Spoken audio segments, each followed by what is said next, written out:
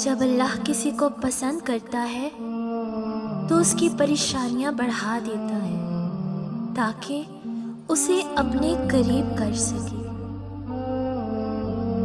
मैंने कहा थक चुका हूँ। जवाब आया, ला तक़नतू मिन रहमतिल्लाह, खुदा की रहमत से ना उम्मीद ना हो।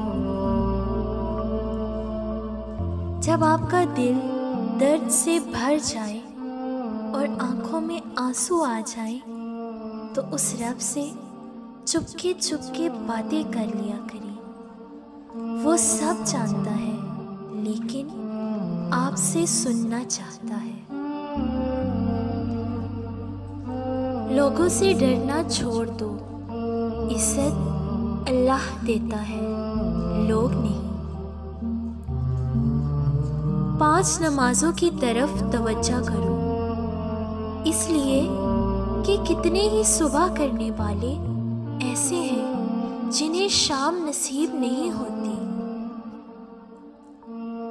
इंसान की सच्चाई उसकी जुबान के नीचे होती है।